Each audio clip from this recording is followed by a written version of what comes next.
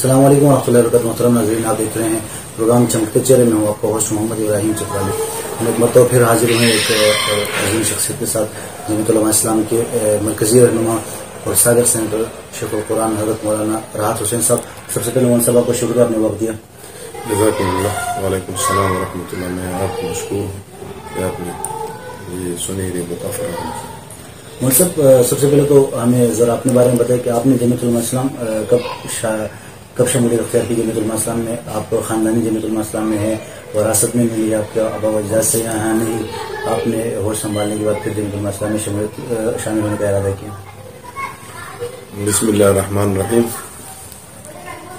سب سے پہلی بات تو یہ ہے کہ جمعیت علماء اسلام تو ایک بہت پرانی ایک تاریخ رکھتی ہے، اور جمعیت علماء ہند سے لے کر ابھی تک وہ زندہ اور زندہ ہے. چونکہ ہمارا ایک ہی بیلٹ ہے، آپ کے چترال ہو، ضلع گر ہو یا سوات ہو. اسی وقت اس میں ریاستیں ہوا کرتی تھی اور اسٹیٹس تھے، اور اسٹیٹ کے زمانے میں تو کوئی جماعتیں نہیں تھی.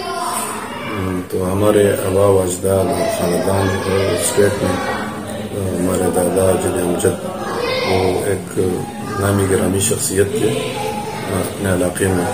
اسی وقت جنبی ہوا کرتے تھے، تو وہاں پہ ڈیوائڈ تھے دو قسم کے سواد کے اندر، حضی خیل اور بابوزی نامی جنبے ہوتے تھے. جو اسی وقت آپ اس کو یوں سمجھے بالفاظ دیگر کو پارٹیوں کی ایک شکل اختیار کر چکے. جب اسٹیٹ ضم ہوا، پولیٹیکل ایکٹ اسی علاقوں میں آئے تو وہ جنبے سارے اس میں ختم ہوئے اور سیاسی پارٹیاں وہ آئیں. تو اسی وقت جمعیت علماء اسلام چترال میں بھی اور سوات میں بھی اور دل میں بھی اتنی بڑی مضبوط قوت تو نہیں تھی، لیکن وہاں پہ اس کی ایک سیاسی ونگ تو موجود تھا، جس کی اسی وقت حضرت برطانی باباجی رحمہ اللہ، معقوم باباجی رحمہ اللہ، یا مولانا وزیر الرحمان گلے بابا رحمہ اللہ علیہ، اور دوسرے بڑے بڑے اکابرین تھے. اس طرح ضلع دل میں بھی تھے، چترال میں بھی تھے، ان سے منسلک تھے ملاکنڈ ڈویژن کے سطح پہ. اور ہمارے علاقے میں بھی جمعیت حضرت مفتی صاحب رحمۃ اللہ علیہ جب آئے، حضرت ہزاروی صاحب آئے، مولانا عبدالحکیم صاحب آئے تھے، اور اسی وقت علامہ حضرت ایوب جان بنوری رحمۃ اللہ علیہ، ان لوگوں کی کماشوں سے وہاں جمعیت کی بنیاد رکھی گئی. لیکن اسی وقت ہم یا تو پیدا نہیں ہوئے تھے یا چھوٹے تھے. لیکن جب وہاں پہ جب پولیٹیکل پارٹی انٹر ہوئی تو زیادہ وہاں پہ اسی وقت عوامی نیشنل پارٹی تھی، اور اس طرح اسٹیٹ کے وجہ سے مسلم لیگ بھی سرایت کر چکے تھے وہاں پہ، اور پاکستان پیپل پارٹی بھی تھی. تو ہمارے خاندان پہلے تو سارا ہمارا بیلٹ اکثریت وہ این پی میں تھے. بعد میں جب پیپل پارٹی آئی تو اس میں بہت سارے لوگ چلے گئے تھے. لیکن بس یہ اللہ کا میں کرم سمجھتا ہوں کہ اس کی کرم نوازی تھی کہ میں بہت چھوٹے عمر میں، جب میں 14 سال کا تھا تو میں جمعیت طلبہ اسلام کے سالی اسکول کے اندر تقسیم کر رہا تھا. اور یہ 8ویں جماعت کی میں بات کر رہا ہوں، جب میں 8ویں جماعت میں تھا. اور پھر 9th کلاس میں جب پہنچا، پھر 10th کلاس میں تو 1987 میں نے میٹرک کیا. اور 86 میں جب حضرت مولانا فضل الرحمان صاحب ہمارے علاقے کے کوہستان اور بنیر اور سوات اور شانگلہ کے دورے کر رہے تھے، تو میں اللہ کا بہت بڑا شکر گزار ہوں کہ میں اسی دورے میں مولانا صاحب کے ساتھ ایک ہی گاڑی میں بیٹھا ہوا کرتا تھا. اور سب سے پہلا میں نے کمیلہ میں، دسو کمیلہ کوہستان میں میں نے مولانا فضل الرحمان صاحب مدد اللہ علی کے ساتھ گئے تھے، اور وہاں پہ ایک بہت بڑا جلسہ تھا. اسی جلسے میں آپ کو عجیب لگے گی کہ ملالہ یوسفزئی کا جد امجد دادا مولانا روح الامین صاحب بھی اسی جلسے میں اس نے تقریر کی تھی، ہمارے ساتھ تھے. میں نے سن 86 میں نے وہاں تقریر کی تھی. تو یہ میرے لیے بہت بڑی اعزاز کی بات ہے. اور جب سن 1986 میں آئین شریعت کانفرنس ہو رہا تھا مینار پاکستان پہ، تو سوات، شانگلہ اور بنیر ایک ہی ضلع تھا. تو ہم نے سوات سے وہاں 1300 کا کیری سوزوکی ڈبہ بک کرایا، اور ہم آنے جانے اس پہ سفر کر گئے. ہمارے جو بڑے عزیز تھے اور بڑے مہربان تھے کیپٹن سید جہان خان جو شیخ الکلام مولانا احمد خان بڑے بھائی تھے، ان کے ساتھ بھی میں آیا تھا، اور ہمارے دوسرے ساتھی اور دوست اور ہمارے بڑے تھے، تو اکٹھے اس جلسے میں ہم نے شرکت کی. تو میں بہت چھوٹا تھا اسی وقت، مطلب داڑھی بھی نہیں آئی تھی، 16 سال کا تھا. لیکن اس سے پہلے میں آپ کو یہ بتا دوں کہ اس سے پہلے جو غیر جماعتی الیکشن ہو رہا تھا سن 85 میں، جس کے جنید صاحب وزیر اعظم ہوئے، تو جمعیت علماء اسلام نے اسی وقت بائیکاٹ کا اعلان کیا تھا. وہ MRD کی تاریخ چل رہی تھی، تو اسی وقت ہم دیواروں پہ لکھتے تھے کہ الیکشن کے حامی 14 آدمی، وہ MRD کا بائیکاٹ اسلام چلاتا ہے. تو ہم نے اسی وقت سے جو ہوش سنبھالا ہے، تو جمعیت طلبہ اسلام کے پلیٹ فارم سے. اس سے پہلے میں نے کسی بھی یونین تنظیم میں جمعیت طلبہ اسلام کی سے تعلق نہیں رکھا. ویسے سماجی تعلق تو ہوتے ہیں، رفائی کاموں میں تو علاقائی ایک نسبت ہوتا ہے، لیکن بہرحال میں ابتدائی طور پہ میں یہ کہوں کہ مجھے یہ اعزاز حاصل ہے کہ میں جمعیت علماء اسلام میں ہوں. اور پھر 1988 یا 89 کا دور تھا جب مولانا عبدالرحمان صاحب آئے ہمارے شانگلہ میں، اور پھر صبح ناشتہ بھی ہمارے گھر پہ کیا. اور سب سے پہلے مولانا صاحب نے اور مولانا افضل خان صاحب تھے اسی وقت، شیخ القرآن کیپٹن سید جہان خان تھے، علمزیب خان تھے اسی وقت، حضرت مولانا شیخ عبد الرحمان اور سے برطانیہ بابا رحمۃ اللہ، وہ حیات تھے، اور وہ جمعیت علماء اسلام کے بنیاد سوات اور شملہ کے امیر تھے، اور بہت بڑے اللہ کے ولی تھے. یہاں پہ ان کا ایک چھوٹا بھائی مولانا عزیز الرحمان شیخ العزیز دارالعلوم کراچی میں حدیث ہے. وہ ہمارے دادا کے پرانا گھر ہے، اس سے آیا مولانا عبدالرحمان صاحب نے ہمارے گھر پہ خود اپنے ہاتھوں سے جھنڈا لہرایا تھا. تو میں اسی یہ میرے لیے ایک اعزاز ہے. سن 1984-85 سے لے کر ابھی تک الحمدللہ جمعیت علماء اسلام کے ساتھ وابستگی ہے. ابھی تو ہمارا خاندان بھی جمعیت علماء میں ہے، والد صاحب زندہ تھے، بھائی کونسلوں کا ٹاؤن ناظم رہا ہے، پھر بھی کونسلر کے سیٹ پہ سب سے زیادہ ووٹ الحمدللہ میرے بھائی نے لیے ہیں جمعیت کے پرفارمنس. سر کیا وجہ ہے سر کہ آپ 16 سال سے لے کے آج ادارے سفید ہو گئی ہے جمعیت میں کوئی خاص وجہ؟ بس ایک نظریہ ہے، ہم حادثاتی لوگ توڑے ہیں اور ہم نظریاتی بنیادوں پہ کام کر رہے ہیں، کیونکہ پاکستان کا آئین بھی ایک نظریے کے تحت بنایا گیا ہے اور جمعیت علماء اسلام کا دستور بھی ہے، اور ہمارے ایمان اور غیرت کا تقاضا ہے کہ ہم اس ملک میں جس مقصد کے لیے حاصل کیا گیا ہے وہ مقصد ہے اللہ کی دین.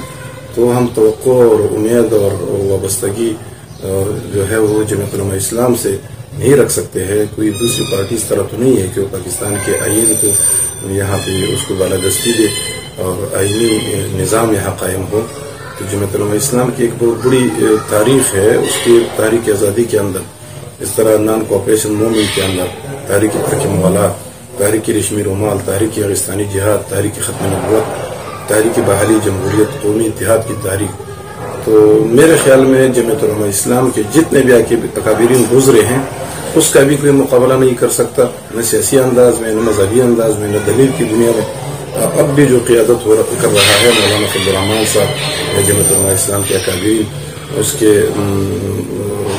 بھائی کے لوگ، میرے خیال میں اگر کوئی زد و رعنات کی بنیاد پہ کوئی میچ کر سکتے ہیں تو کر لے، لیکن حقیقت یہ ہے کہ جمعیت علماء اسلام اس ملک کی سب سے بڑی دینی سیاسی جماعت ہے، اور اس ملک کی سب سے بڑی امین جماعت وہ جمعیت علماء اسلام ہے. تو یہ ہمارا غیرت کا تقاضا ہے کہ ہم جمعیت علماء اسلام میں رہیں اور زندگی بھی اور استقامت کی بھی دعا کرتے ہیں، اور یہ بھی دعا کرتے ہیں کہ موت تو ویسے بھی آنی ہے، تو ہمیں اس جماعت کے نیچے اور پرچم نبی کے نیچے موت آ جائے تو ہمیں سعادت ہے. ہم سب جمعیت علماء اسلام جمہوریت کے پیش ہیں، لیکن ہم دیکھ رہے کہ جمعیت علماء اسلام کے بعد مرسد پائی جاتی ہے، اب بظاہر محمود کو تیار کیا جائے گا. سوال سب کیا کریں؟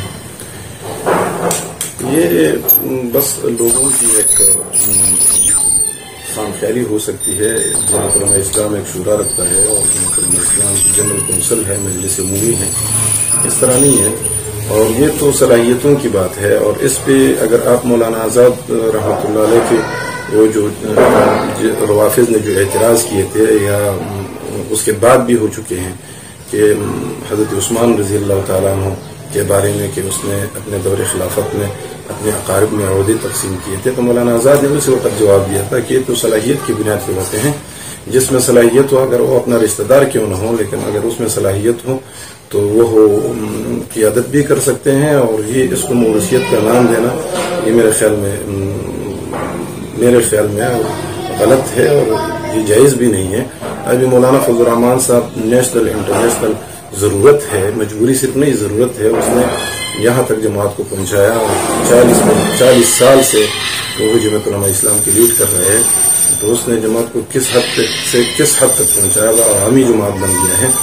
تو یہ اور جمہوریت، ہم تھوڑے مغربی جمہوریت کی بات کرتے ہیں، ہم تو جمہوریت وہی جمہوریت جو اسلامی جمہوری نظام ہے، اور پاکستان کے آئین کا تقاضا بھی ہے کہ یہاں مقتدر اعلیٰ اور حاکم اعلیٰ اللہ رب العالمین کا نظام ہوگا، کیونکہ پاکستان کے آئین کا تقاضا ہے کہ ملک کا اندر سرکاری مذہب اسلام ہوگا، اور اس ملک کا نام اسلامی جمہوری پاکستان ہوگا، کوئی بھی قانون قرآن و سنت کے خلاف نہیں بنایا جائے گا، قرآن و سنت کا لاطر نظام ہوگا۔ تو اس میں یہ تو مقتدر اعلیٰ اللہ رب العالمین ہے۔ پارلیمان کے جتنے ممبران ہیں وہ ایک قانون ساز ادارہ ہے، لیکن وہ آئین کو مد نظر رکھتے ہوئے قانون سازی کریں گے، اپنی بات اور اپنی من کی بات تو نہیں کر سکتے آئین سے ماورا۔ اگر کر بھی لے تو جماعت علماء اسلام واحد ایک ایسی جماعت ہے جو نان پولیٹیکل لوگوں کو اور غیر جمہوری انداز کو اور غیر جمہوری ترامیم کو، غیر آئین غیر دستوری غیر اسلامی ترامیم کو یہاں پہ پلنے نہیں دیں گے۔ اس کے راستے میں سب سے بڑی رکاوٹ ہے، ہم آئین کا تحفظ کرتے ہیں، اور ہم آئینی ادارے کے اندر رہتے ہوئے، دائرے میں رہتے ہوئے آئین کی تحفظ کر رہے ہیں، اپنی تحریک چلا رہے ہیں۔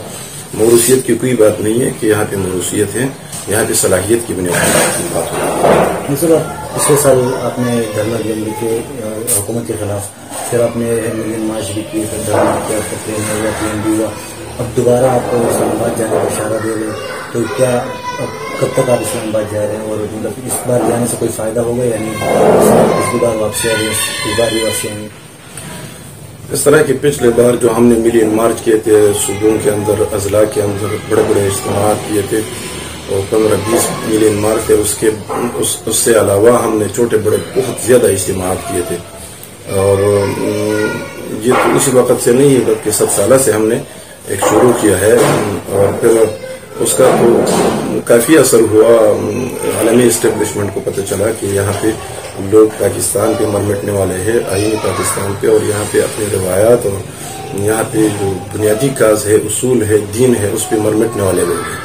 تو بہت سارے فوائد اس میں یہ آئے ہیں۔ ٹھیک ہے، اسی وقت پہ ہمارے ساتھ دھوکہ کیا گیا، لیکن ہم نے ان قوتوں کو ذرا راستے سے ہم نے اس کے عزائم کو ہٹا دیے، اس کو پش کر دیے، اور اس پس پش چلے گئے اور پس منظر میں چلے گئے۔ ابھی ہم نے یہ بات تو نہیں کی کہ ہم تخریب کے لیے نکل رہے ہیں، ہم تو آئین کی تنفیذ کے لیے نکل رہے ہیں۔ اسی وقت بھی فوائد آئے ہیں، اور جماعت علماء اسلام کی بارے میں جو دنیا کی رائے تھی کہ یہ تو انتہا پسند ہے، یہ فلان ہے، تو ہمارے 14-15 دن کے دھرنے کو لوگوں نے دیکھا، دنیا نے دیکھا، عالمی میڈیا نے دیکھا کہ وہاں پہ کتنے خوبصورت انداز میں، شائستہ انداز میں ہم نے دھرنا دیا اور اپنے مطالبات رکھے۔ ہمارے ساتھ دھوکہ کیا گیا، تو اس لیے ہم نے بی پلان اور سی پلان، اور یہ بھی اسی پلان کا حصہ ہے۔ اور اسی وقت چونکہ جماعت علماء اسلام نے اپنے طور پہ وہ منایا تھا، لوگوں نے ویسے دوسری پارٹیوں نے اگر تھوڑی دور تو ہمارے ساتھ ہمدردی کی ہے، لیکن ابھی جو تحریک چل رہا ہے، یہ تحریک پی ڈی ایم کے تحت چل رہا ہے، جس کی قیادت مولانا فضل الرحمان صاحب مدد اللہ العلی فرما رہے ہیں۔ تو یہ ایک نتیجے پہ تو ضرور پہنچے گا، ہمت مردان مدد خدا، لیکن ہمیں محنت کرنی ہے اور ہمیں اپنے راستے پہ چلنا ہے، اور نتائج کو ہم نے اللہ پہ چھوڑے ہیں، اور پھر کسی کی محنت کو اللہ ضائع نہیں کرنے دیتے اور نہیں ہونے دیتے۔ تو انشاءاللہ اللہ رب العالمین کوئی خیر کا راستہ نکالے گا، اور پھر ہم تو ایک ورکر ٹائپ کے لوگ ہیں، جو ہماری رہبر کمیٹی ہے یا جماعت علماء اسلام کی مرکزی شورا ہے، مرکزی مجلس عاملہ ہے، یا پی ڈی ایم کی جو ایک منظم تنظیم ہے، وہ پالیسی دے گی اور جماعت علماء اسلام مرکز سے پالیسی دے گی، اس پہ ہم اس کی نقش قدم پہ چل کے ہم اسی پالیسی کو آگے لے کے جائیں گے۔ صاحب آپ نے کہا کہ آپ کے ساتھ دھوکہ ہوا، یہ دھوکہ کس نے کیا ذرا وہی بتا دیں۔ بس اسی لوگوں نے کیے، چودھری برادران تھے جو حکومت اور بالادست قوتوں کے کہنے پہ آئے تھے، اور پھر ہمارے بڑوں کے ساتھ اس کی ملاقاتیں ہوئی۔ یہ تو ان سے پوچھنا چاہیے کہ دھوکہ آپ لوگ کیوں کر رہے ہیں۔ یہ دھوکہ دینا یہ اصل میں اس ملک کو غیر مستحکم بنانا ہے۔